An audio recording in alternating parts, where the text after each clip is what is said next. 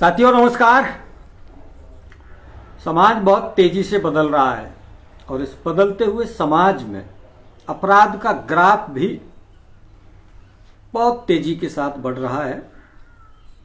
समाज है तो अपराध उसका हिस्सा है। समाज में ही अपराधी रहते हैं। पिछले दिनों भरतपुर जिले में तो ऐसी घटनाएं घटी हैं, तो बेटियों की हत्या हुई है। एक में डेड बॉडी मिली और एक में सीधे ही अपराधी ने घर की छत पर गोली मारकर हत्या कर दी। दोनों ही मामलों में अगर अखबारों में छपी बातों को ही गौर से पढ़ा जाए तो एक बात समझ में आती है कि बेटियों ने अपने परिजनों को कुछ ना कुछ जानकारियां दी थी। उनके साथ होने वाली घटनाओं को लेकर के जानकारियां दी थी। स्कूल हो, कॉलेज हो, सड़क हो, कोई सार्वजनिक स्थान हो, आए दिन बेटियों के साथ कुछ ना कुछ घटनाएं घट रही हैं। इस मुद्दे पर सीधे बातचीत करने के लिए हमारे साथ निधि शर्मा जुड़ी हुई हैं। उनसे हम इस विषय पर इस चर्चा को आगे बढ़ाएंगे कि अगर किसी भी प्रकार का कोई अपराध किसी बेटी के साथ होता है तो उसे क्या करना चाहिए, और उस अपराध के बारे में जानकारी अगर अभिभावकों तक पहुंचती है तो उनकी क्या भूमिका हो जाती है। आप कमेंट्स करके अपने सवाल सुझाव हमारे साथ शेयर कर सकते हैं। इस वीडियो को शेयर करेंगे तो ये चर्चा और अधिक लोगों तक पहुंचेगी। निधि, एक बार लोगों को थोड़ा सा अभिवादन कर सकते हैं। सभी को मेरा नमस्कार। मैं निधि शर्मा, उम्र 21 वर्ष, राजस्थान सरकार के शिक्षा विभाग के अधीन कनिष्ठ सहायक के पद पर कार्यरत हूँ। मैं इस समाज का हिस्सा होने के नाते इन घटनाओं से बड़ी शर्मिंदगी महसूस करती हूँ और आदि काल से ही समाज में हमारे में दोनों ही शक्तियाँ, पॉजिटिव शक्तियाँ, नेगेटिव शक्तियाँ और दोनों ही प्रवृत्तियाँ चलती आ रही हैं। कुछ यदि हम धार्मिक आस्थाओं को रखते हुए माने तो कलयुग का भी प्रभाव है, जो ये आपराधिक प्रवृत्तियां बढ़ती जा रही हैं। तो इसमें हाल ही में भरतपुर क्षेत्र में हुई 2 लगातार घटनाओं से इस क्षेत्र का मानस एकदम बदल गया है। और सबसे बड़ी शर्मिंदगी की बात ये थोड़ी सी महसूस होती है कि हमें आशंका थी, हमको पहले से पता था, उन बच्चियों के माता पिताओं को भी थोड़ा सा आभास था, फिर भी हम एक कदम भी नहीं उठा सके समाज की आपराधिक प्रवृत्तियों के प्रति।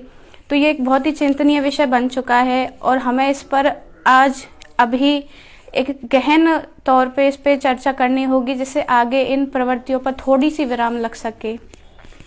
निधि, एक चर्चा को आगे बढ़ाते हुए हम चर्चा इस विषय की करते हैं कि अगर शिक्षा का प्रसार बढ़ा है, बेटियां बहुतायत में स्कूल कॉलेज जा रही हैं, स्कूल हो, कॉलेज हो, बाजार हो, सड़क जी, जिन्हें मनचले कहते हैं, छिचोरी हरकत करने वाले लोग कहते हैं।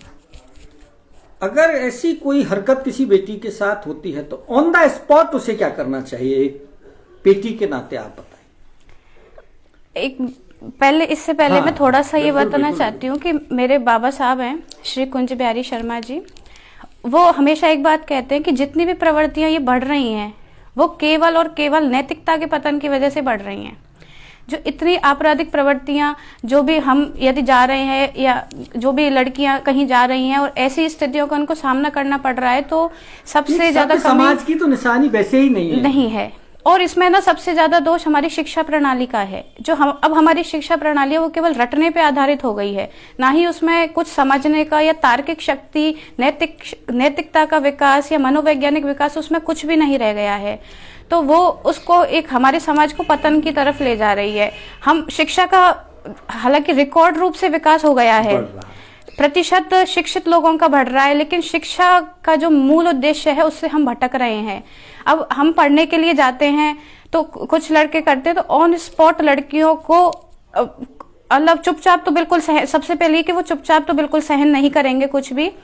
एक ये है कि अगर आसपास कोई भी हो तो उनको जरूर अवगत कराएं। ये बिल्कुल भी ना सोचें कि ये हमारी बात घर तक पहुंचेगी या ये हमारे बारे में क्या सोचेंगे। एक लड़की होने के नाते मैं भी महसूस करती हूँ कि कभी कभी हम ये सहम जाते हैं कि सोचकर कि सामने वाले लोग ये भी सोच सकते हैं कि क्या पता इसी ने आगे से कुछ किया हो। तो ये बिल्कुल भी ना सोचें, क्योंकि बदतर से होना है कि हम पहले ही उसको कुछ रोक लें। और सबसे बड़ी बात ये होती है कि घर वालों को, लड़कियों को खुद को ये लगता है कि ये कह देंगे कि हमसे तो कुछ कहा ही नहीं, इसी लड़की से क्यों कहा। तो ऐसे भी सोच के बहुत लड़कियां चुप हो जाती हैं। तो कम से कम वो चुप ना हो, एटलीस्ट घर पे या आसपास कोई भी हो उनको बताएं, नोटिस में लाना चाहिए। और अभी तो सरकार ने भी और अन्य संस्थाओं ने भी आत्मरक्षा प्रशिक्षण चलाए हुए हैं। हमको कुछ नहीं आता, किसी ने भी नहीं सीखा, तो हमको अपने हाथ पैर मारना तो आता ही है, एटलीस्ट हमको बोलना तो आता ही है। यदि वो भी कुछ बोल रहे हैं तो हम किसी के सामने या फिर अपने अंदर के डर को अंदर ही रखकर उनको कुछ बोल तो सकते ही हैं। और सबसे, अगर वहां से हम निकल भी आते तो सबसे पहले सूचना देनी चाहिए अपने पेरेंट्स को, समाज को, जिससे आगे यदि कोई बात होती है तो हम अपना पक्ष अच्छे से रख सकते हैं। अगर आप कोई प्रतिकार नहीं करते हैं, किसी भी प्रकार की कोई घटना होती है और वो घटना छोटी से ही बड़ी की ओर जाती है, पहले छोटी होगी फिर बढ़ती जाएगी। अगर आप उसका प्रतिकार नहीं करते हैं तो वो जो व्यक्ति है, जिसे हम अपराधी कह करके, उनकी हिम्मत फिर और बढ़ जाएगी, हिम्मत बढ़ती है। जी बिल्कुल। अगर आप एक दिन उसे इग्नोर करेंगे, 2 दिन इग्नोर करेंगे, तो फिर वो समाज में एक मान्यता सी प्रचलित है कि मौन को भी स्वीकृति माना जाता है। मौन को स्वीकृति माना जाता है। वो आपकी मौन स्वीकृति मान करके फिर उसका हौसला जो है वो बढ़ता चला जाता है, समझने लग जाता है।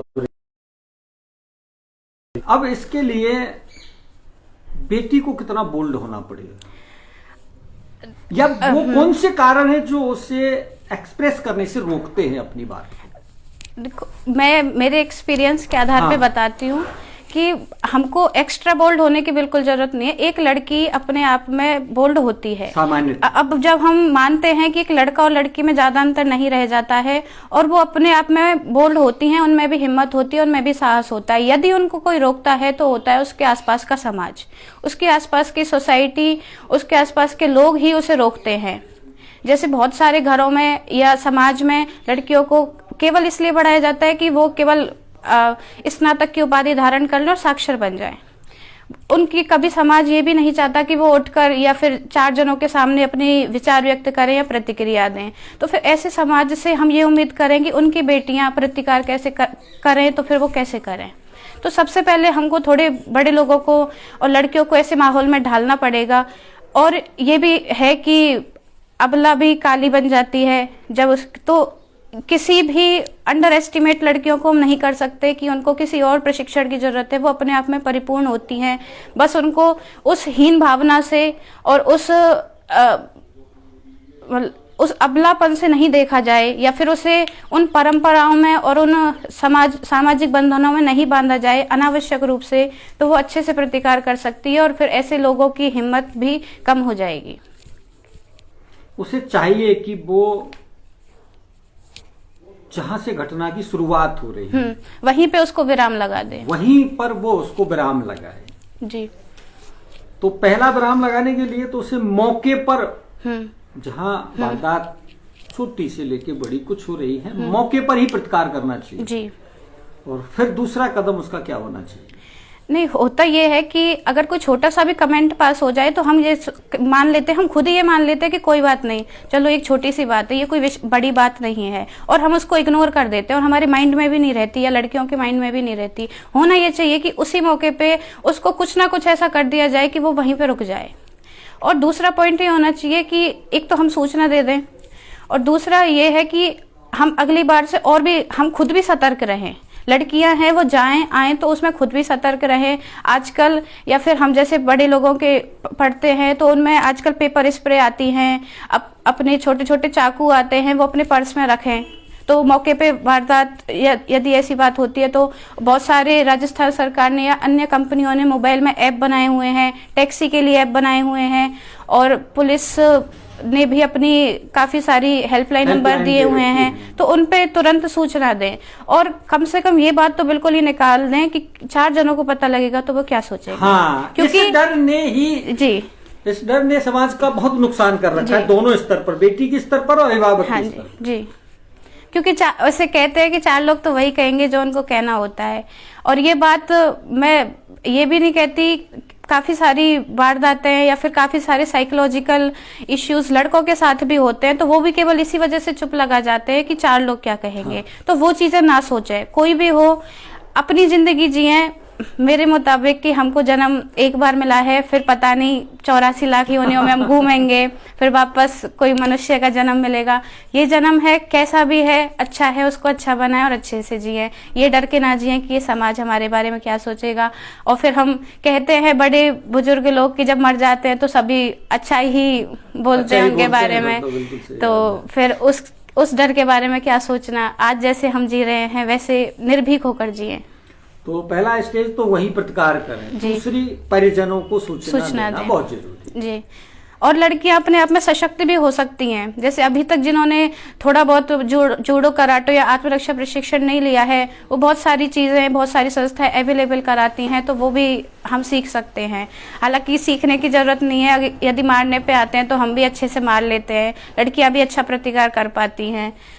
और सबसे मेरे हिसाब से सबसे ज्यादा यदि इस पे विराम लगेगा तो वो केवल नैतिकता का विकास होगा तो ही होगा। सबसे मेन ये है बढ़ेगी जी, और अनैतिक विचारों का पतन होगा तो फिर इन घटनाओं को देखना ही संभव नहीं होगा समाज के लिए। अब एक दूसरा ये भी है कि यदि हम कौशल का विकास करें, क्योंकि खाली दिमाग ही शैतान का घर होता है। ये जो शैतानिक प्रवृत्तियां हैं वो खाली दिमाग में ही ज्यादा असर करती हैं। तो अभी क्या होता है कि रोजगार की बड़ी समस्या आती है, तो जो इस किशोर अवस्था के जो लड़के होते हैं वो इन प्रवृत्तियों में घुस जाते हैं। और सबसे ज्यादा हमको जो ये इंटरनेट की सुविधा बेफालतू में जो हमको उपलब्ध हो जाती है कम पैसों में, और इस पे जो दिखाए जाते हैं उससे भी इनकी मनोवृत्तियां बिगड़ जाती हैं। तो इससे अच्छा है कि एक उनको कौशल मिले जिससे वो उस कार्य में लगे रहे। एक होती है ना कि युवा शक्ति है, तो युवा शक्ति को जिस ओर लगाओगे वो उस ओर चल पड़ेगी। तो उसको एक अच्छे काम की ओर यदि हम अग्रसर करते हैं या अच्छी दिशा में वो जाएगी तो इन प्रवृत्तियों पर विराम लग सकता है। यदि ये चर्चा तुमने खुद बीच में लाई है, आप इंटरनेट और इंटरनेट का नाम आता है तो सोशल मीडिया जी, सोशल मीडिया के प्रसार ने समाज में बढ़ते इन अपराधों में कितनी भूमिका निभाई है? मेरे हिसाब से बहुत हद तक भूमिका निभाई है। जितने सोशल मीडिया के या साइंस के जितने भी अगर हम अच्छे इफेक्ट मानते हैं तो उससे ज्यादा बुरे इफेक्ट भी हमारे सामने आए हैं। क्योंकि यदि हम वैश्विक स्तर पर भी देखें तो परमाणु शक्ति या विज्ञान ने हमारे लिए अनेक सुख सुविधाओं का आविष्कार किया है, लेकिन उससे ज्यादा हमको पर्यावरणीय, मनोवैज्ञानिक या फिर आपराधिक हमको नुकसान भी हुए हैं। उसी प्रकार सोशल मीडिया ने, हालांकि हम सोशल मीडिया के जरिए ही इस विषय पर बात कर रहे हैं, बात का माध्यम भी तो ये भी एक सकारात्मक पहलू है। लेकिन इसका भी एक नकारात्मक पहलू है कि यदि कोई भी दंगा भड़कता है, एक स्पष्ट उदाहरण ये है कि अभी कुछ दिनों पहले बयाना के आसपास गुर्जर आंदोलन ही था, गुर्जर आंदोलन चला था, तो 11 से 12 दिन या 14 से 15 दिन इंटरनेट बंद हुआ था, केवल इसलिए कि यदि एक खबर फैली तो जगह जगह उपद्रव हो जाएंगे। अभी अपन देख रहे हैं कि दिल्ली के चारों बॉर्डरों पर इंटरनेट बंद कर रखा है, किसान आंदोलन चल रहा है। तो ये भी वो भी किसी तरीके को सोच के ही इस इंटरनेट सेवा को बंद करते हैं। इसके अलावा सरकार ने काफी सारे बैन लगाए हुए हैं, फिर भी ये इंटरनेट के प्रचार ने इन चीजों को बढ़ावा ही दिया है। ये एक दूसरे से जो संपर्क आने का, जैसे अखबारों में ही हम अक्सर पढ़ते रहते हैं कि फेसबुक के जरिए मित्रता हुई और फिर ये हुआ और फिर उसने उसकी हत्या कर दी। साइबर क्राइम बहुत बढ़ रहा है। साइबर क्राइम जो है, क्योंकि इससे पहले युवक युवतियों के बीच में उतना एक संपर्क का कोई माध्यम नहीं थे। अपन पहले जाएं तो जब डायल वाले मोबाइल वो फोन हुआ करते थे तब वो बात नहीं थी, फिर मोबाइल आए, और अब सोशल मीडिया के प्रसार से एक दूसरे के नजदीक बहुत आए हैं लोग जी, और दूर दराज के लोग भी एक दूसरे से संपर्क में आने लगे हैं, और फिर आपराधिक घटनाएं जो हैं। तो इसमें यही है कि सोशल मीडिया ने हमको अपने लोगों से एक जुड़ने खुला के आसमान लिए, दिया है। जी, दूसरे लोगों से जुड़ने के लिए, अपनी प्रतिभाओं को दिखाने के लिए, उसको प्रचारित करने के लिए साधन दिए हैं। और लेकिन हमको साथ के साथ प्राइवेसी भी तो दी है, लेकिन हम उसका पालन ही नहीं करते। एक तो ये होता है कि हमको पता ही नहीं होता, एक ये होता है कि हम जानबूझ के उस रास्ते की ओर बढ़े, तो उस रास्ते की ओर बढ़ना भी गलत है। यदि आपको कोई अनचाहे मैसेज आ रहे हैं फेसबुक पे या फिर किसी भी सोशल मीडिया पे, यदि आपको कुछ भी अनचाहा आता है तो आपको ब्लॉक करने का भी है।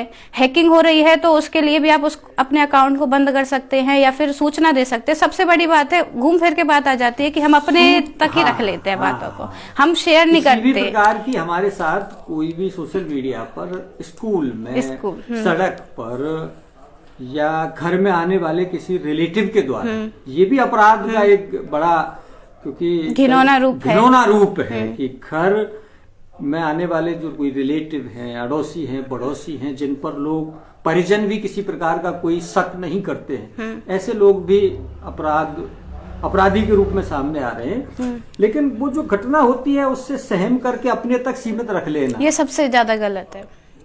क्योंकि जितने भी जो आपको सुविधाएं या फिर जितने भी तरीके प्रोवाइड कराए जा रहे हैं वो आपकी भलाई के लिए हैं। यदि उनमें आपको कुछ भी ऐसा लगता है तो कम से कम बताएं।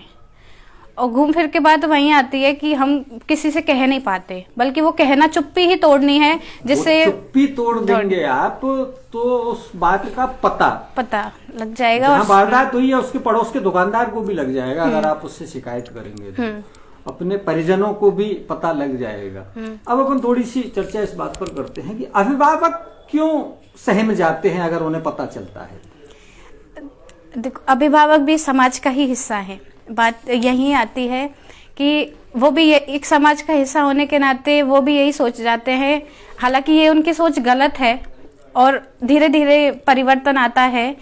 और मैंने ये नहीं कहती कि सभी अभिभावक ऐसे हैं, बस कुछ ही ऐसे हैं जो ये सोचते हैं कि हमको टाइम पास करना है, हमारी जिंदगी में जितने दिन बचे हैं हम उनको ससम्मान जी लें, ऐसी उनकी गलत फहमी होती है।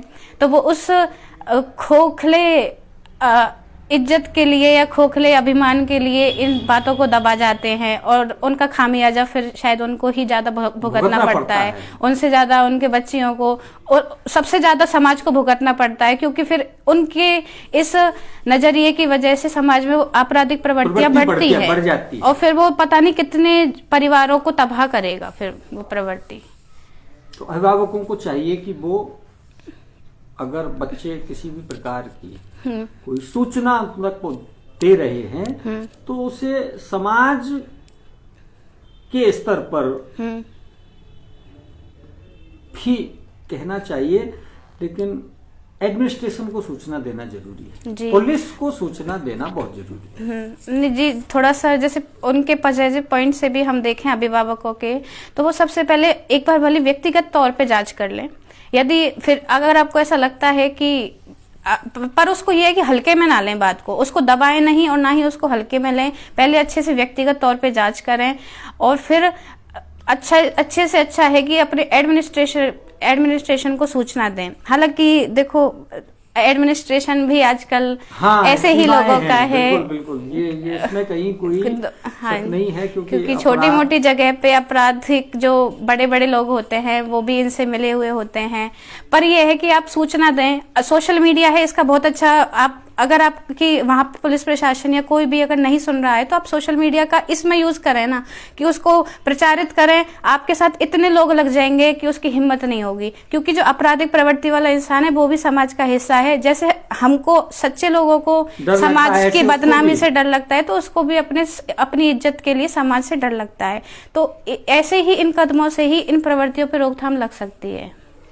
ये जो घटनाएं अभी जिनकी अपन चर्चा कर रहे हैं, दो घटनाएं हुई हैं और दोनों में बेटियों की, एक में डेड बॉडी मिली है और एक में सरासर गोली मार करके हत्या हुई है। इसमें एक एंगल जिसे आप जितना सहज समझें उस हिसाब से बात करें, एक तरफा प्रेम, ये समाज का कौन सा स्वरूप है? मतलब ये मनोरोग है कोई या क्या है? ये मनोरोग ही है एक तरीके से। और मैं पहले भी बता चुकी हूँ कि एक किशोरावस्था की उम्र में जब आपका दिमाग खाली रहेगा, आप दिशाहीन होंगे, लक्ष्यहीन होंगे, ना तो आपका पढ़ाई पढ़ाई की तरफ फोकस होगा, ना करियर की तरफ फोकस होगा, ना परिवार की तरफ फोकस होगा, ना समाज की तरफ फोकस होगा, तो आप इस दिशा में चल पड़ोगे और ये आपको पतन के मार्ग पर ही ले जाएगी। तो ये है कि एक अपने जीवन को एक दिशा युक्त बनाएं, जिस दिशा में, या फिर ये नहीं है कि आप पढ़ाई में ही अच्छा करें, आप किसी भी फील्ड में, स्पोर्ट्स में, सिंगिंग में, डांसिंग में, क्राफ्ट में, आर्ट्स में, किसी भी फील्ड में अपना अच्छा कर सकते हैं। तो उस दिशा में ही अच्छा करें जिससे आपका माइंड वहां डाइवर्ट हो जाए, अनावश्यक चीजों में लिप्त ना हो, लिप्त नहीं हो। एक मजाकिया तौर पे भी कह देते हैं कि एक जो भी बॉम्ब बनाते हैं उनमें इतना दिमाग नहीं होता जितना एक, मतलब उनमें ज्यादा दिमाग होता है बजाय जो एक IAS या IPS होते हैं, मतलब उनका जो फोकस होता है वो उस चीज में चला जाता है। तो वही, क्योंकि उनमें टेक्नोलॉजिकली तो बहुत ही ज्यादा इश्यूज होते हैं, तो इसलिए एक माइंड को, या फिर सरकार को भी चाहिए, प्रशासन को भी चाहिए कि हमारे समाज की युवा शक्ति के दिमाग को ऐसी जगह पे लगाएं जिससे देश का विकास हो, ना ही विनाश हो। हमारे दर्शक तो बहुत जुड़े हैं, लेकिन एक दर्शक है हमारे रोहित जी, उन्होंने पर्टिकुलर एक बात कही है कि वो जो बेटी है अंकिता राजपूत, जिसकी गोली मार करके हत्या हुई है जी, उस विषय पर आप कुछ कहें, छोटा सा उसको न्याय दिलाने के लिए कुछ बोले। उनका कहना ये है, सबसे बड़ा तो देखो न्याय अंकिता जी के लिए यही हो सकता है कि आगे किसी भी अन्य बेटी के साथ ऐसा ना हो। देखो उनके साथ हुआ वो बहुत ही दुख की बात है, और मैं इस विषय पे ज्यादा टिप्पणी नहीं देना चाहती, वो तो हो गई है, लेकिन उनसे हम ये सबक ले सकते हैं कि आगे किसी, और अभिभावकों से भी ये उम्मीद करते हैं कि दूसरी किसी भी बेटी के साथ ऐसा ना हो, होने से पहले ही हम उस चीज को रोक पाए। अपनी इस परिचर्चा में श्याम मोहन पांडे जी हैं, मनोज उपाध्याय हैं, दीक्षा गुप्ता हैं, मनीष शर्मा हैं, और रविंद्र धाकड़, रोहित सिंह हैं, मनीष दीक्षा, प्रदीप चौहान, कई लोगों ने कमेंट्स करके अपनी अपनी बातें कही हैं। एक बात जो रविंद्र धाकड़ जिसका उल्लेख कर रहे हैं, आपने भी वो बात कही है कि ये जो आत्मरक्षा प्रशिक्षण है जी, इनका काफी योगदान जी। सरकार ने ये जो शिक्षिकाओं के लिए भी शुरू किए हैं, बेटियों के लिए भी शुरू किए हैं, लेकिन जहां से बात आपने शुरू की थी, क्योंकि सब विद्यालय भी नहीं जाते हैं, सब बेटियां विद्यालय भी नहीं जाती हैं, तो समाज में जब तक नैतिकता का स्टैंडर्ड, सबसे ज्यादा यही बात है, जब तक नैतिकता का नहीं होगा, क्योंकि सब के लिए सब प्रशिक्षण लेना, या जैसे अपन बात कर रहे हैं कि 50% से अधिक बेटियां ऐसी होंगी गाँव में रहती हैं जो जिनके पास मोबाइल नहीं है, वो कहाँ मोबाइल में ऐप डाउनलोड करेंगे, कहाँ स्प्रे अपने साथ रखेंगे। नहीं, हमारे हिसाब से सबसे ज्यादा बस यही, क्योंकि बेटियों के प्रति ही आपराधिक मामले नहीं है, इस समाज में बहुत सारी बुराइयां हैं, चोरी है, डकैती है, हत्या है, जैसी बुराइयां एक ही केवल नैतिकता के विकास से ही रुक सकती हैं, और वो नैतिकता का विकास शिक्षा के माध्यम से ही आ सकता है। हम इस शिक्षा को इतनी वैल्यूएबल बना दें कि वो नैतिकता का विकास करने में सक्षम हो, ना ही वो रटने पे आधारित हो, ना ही वो परसेंटाइल बेस पे आधारित हो, ना ही नंबरों का कुछ नहीं बनना। एक मतलब हमारे टाइम पे भी जब हम छोटे थे तो हिंदी में या फिर सामाजिक ज्ञान में इतने अच्छे अच्छे पाठ हुआ करते थे, उनसे हमको कुछ नैतिक शिक्षा या नैतिक सीखें मिलती थी समाज के प्रति। लेकिन पता नहीं अब पाठ्यक्रम भी ऐसा हो गया है कि उनमें अनावश्यक चीजें ही ज्यादा दर्शाई जा रही हैं, जिनका कोई मीनिंगफुल इफेक्ट नहीं होता, जीवन से कोई संबंध नहीं संबंध नहीं होता। वो नौकरी दिलाना या प्रतियोगी परीक्षाओं के लिए हो सकता है, लेकिन उसका सामाजिक विकास में नहीं, विकास में अब पाठ्यक्रम उतना सहभागी नहीं बन पा रहा है जी। आखिर में और कोई अपने दिल की बात जो आप बेटियों से, अभिभावकों से, सबसे मिल करके कहना चाहती है? अंत में मैं बस ये कहना चाहती हूँ कि हालांकि हम पंथ निरपेक्ष और धर्म निरपेक्ष राष्ट्र में निवास करते हैं, लेकिन उसका मतलब ये नहीं है, हमारा जो धर्म निरपेक्ष राज्य है वो ये नहीं कहता कि हम किसी भी धर्म को ना माने, वो ये कहता है कि हम सभी धर्मों का सम्मान करेंगे। तो आप जिस भी धर्म के हो, हिंदू धर्म के हो या मुस्लिम धर्म के हो, ईसाई धर्म के हो, सभी की मूलभूत बातें एक जैसी होती हैं, और उनमें यही है कि आप किसी भी शक्ति से डरें। मतलब डरने का मतलब ये नहीं कि आप डर के जिए, इसका मतलब है कि आप आस्था रखें, उस शक्ति से आप जुड़ें जो आपको पॉजिटिव एनर्जी प्रदान करती हो, और उस पॉजिटिव एनर्जी के जरिए आगे बढ़ें जिससे आपका विकास हो सके। और इस आपराधिक प्रवृत्ति के बढ़ने में ये बहुत बड़ा योगदान है कि हमने इस धर्मनिरपेक्षता का अर्थ गलत मीनिंग में ले लिया है। बजाय धर्म से विमुख होने के हम किसी भी एक धर्म को, धर्म का मतलब ये नहीं कि आप भगवान की पूजा करें या मूर्ति पूजा करें या ये करें, एक अपने अंदर एक आस्था रखें, अपना एक सच्चा हृदय रखें जो आपको गवाही दे कि आप अच्छा कर रहे हैं, और उस हिसाब से इन प्रवृत्तियों पर रोक लगाएं। पीयूष फौजदार हैं, उन्होंने एक बहुत सरल सी बात पूछी है जी। आम नागरिक किस तरह अपना योगदान दे इस प्रकार की घटनाओं को कम करने?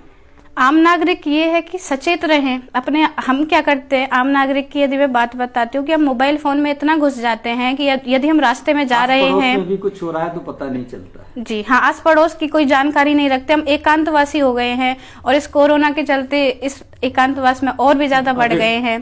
फिर भी यदि हम कहीं जा रहे हैं तो या तो हम बस में भी जा रहे हैं तो हम लीड लगा के, ईयरफोन लगा के बैठ जाते हैं। हमको ये नहीं पता होता कि हमारे बाजू में यदि कोई लड़की बैठी है या खड़ी है, उसको किस स्थिति का सामना करना पड़ रहा है। तो हम एक आम नागरिक होने के नाते सचेत रह सकते हैं और एक अच्छा हृदय रख के इस समाज में परिवर्तन ला सकते हैं।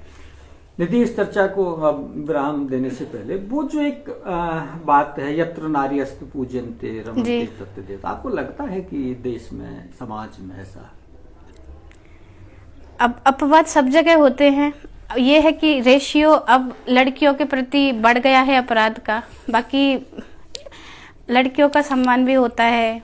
जैसे हम हमारे घर की बात करते हैं तो हमारे घर में या हमारी सोसाइटी में अच्छा सम्मान होता है, बराबर से इक्वली सबको रखा जाता है। और ये तो है ही है कि मतलब मैं ये नहीं चाहती, मैं नारीवादी आंदोलन की समर्थक बिल्कुल भी नहीं हूँ। मैं नहीं चाहती कि लड़कियों को ऊपर रखा जाए, बस एटलीस्ट बराबर रखा जाए, जिससे देवी देवता मत बनाओ, इंसान के रूप में मनाओ, और उनको कम से कम हीन दृष्टि से या फिर ऐसी दृष्टि से ना देखा जाए, और उनकी बातों को भी बराबर मूल्य के साथ सुना जाए और आका जाए।